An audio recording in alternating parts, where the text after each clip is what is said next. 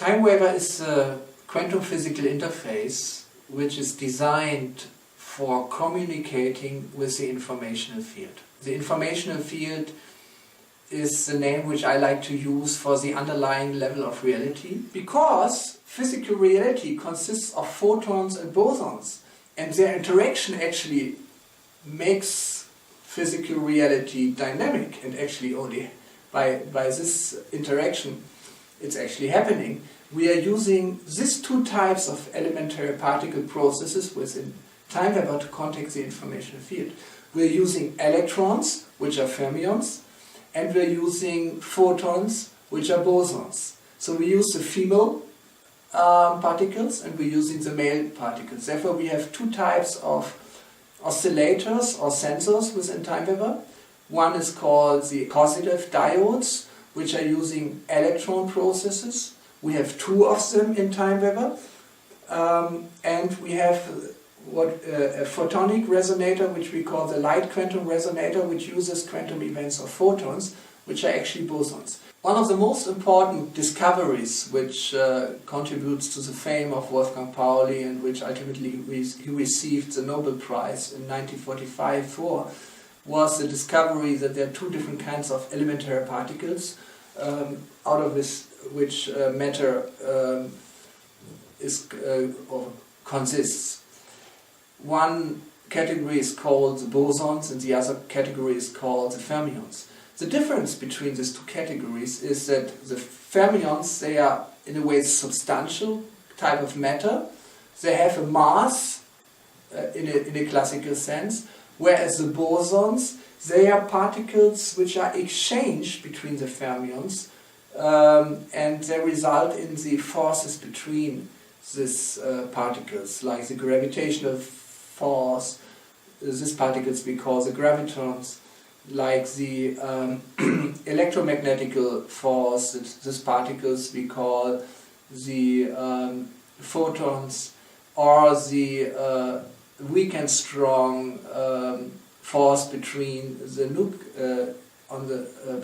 nucleus, the particles of the nucleus, which we call the bosons of the weak and the strong interactions. So these particles, the bosons, they don't have a mass in a classical sense, but they have they represent the energy of the field which is between the solid particles. It's something like female particles, the fermions, which are substantial, they are material, they are like matter, and the male particles, which are like photons and gravitons and other bosons, which are turning around and moving around the female particles.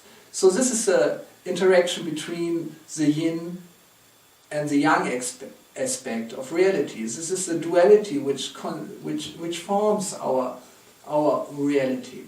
So Pauli discovered that these two different categories of particles can be distinguished by the spin. For example, an electron has a spin of 1/2, and a boson, like a proton, has a spin of 1, or multiples of 1.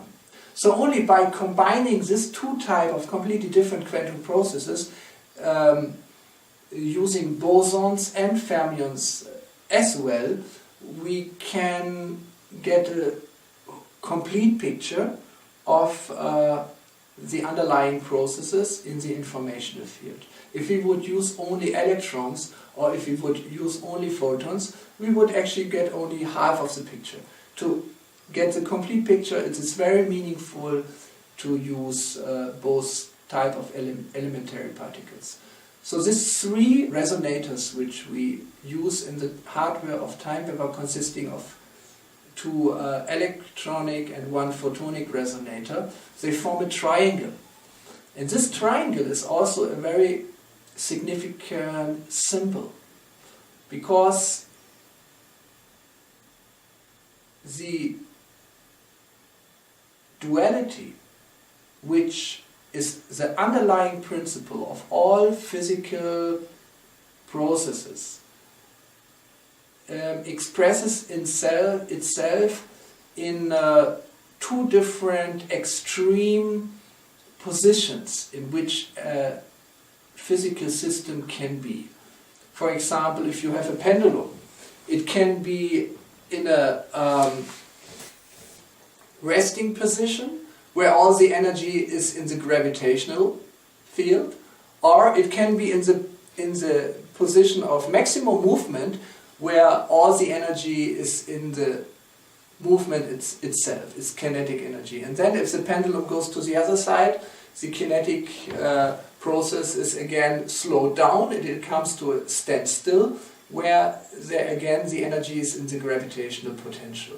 So this process between the two extreme positions within this duality, it's an energetic process. So the energetic process is a result of the duality of the two extremes, and it is a third process connecting the two extremes. So in a way, a synthesis which comes out of the duality. So if you come from the dual process to the energetic process, it's a movement from number 2 to number 3. Originally it comes from the oneness of reality, but the oneness of reality cannot even be perceived. And nothing is happening. It's just undifferentiated oneness. So the first step out of this oneness is the duality between the subject and the object, which is reflected in the physical world as a duality of physical states. And to interact, to have these physical states to interact with each other, it's a step from 2 to 3, and energetic processes come into the place. So, therefore this triangle of 3 different type of quantum resonators within TimeWaver represent this very important symbol of the energetic process. If you look at TimeWaver, you see 2 circles directly in front of you and a third circle on the other side, forming a triangle. And it's important, if you sit on this side and have a TimeWaver in front of you, you are completing the triangle by a fourth pole, a fourth position. So this is very important to establish the relationship between the conscious user, the conscious observer of TimeWaver, to work with TimeWaver, so that the energetic process, which is represented by the quantum events within the TimeWaver, is complemented by a consciousness. And this is the way from number 3 to number 4. Therefore, Carl Gustav Jung said, Sigmund Freud's psychology is 3-dimensional, but his psychology is 4-dimensional. Which means that if you just describe the energetic process of the psyche, it's not enough. You have to combine the subconscious with the conscious. You have to complement the 3 by a fourth. You have to combine the Trinity with the other pole, which is not conscious. Therefore, the Christian Trinity is complemented in the, for example, the Catholic theology by a female counterpart, which became more and more relevant in the religious experience of the Christian people as Mother Mary, because they couldn't even stand an image of God which only consists of males. So subconsciously the female aspect becomes more prominent, and even the Pope, 1952, had to admit Mary as the first female being, human being, to enter into heaven, which was proclaimed by the Pope, and I think it was 1952. Carl Gustav Jung considered that time to be extremely important for the wholeness or completing the human consciousness. So therefore, TimeWaver in itself cannot do anything, it's not complete.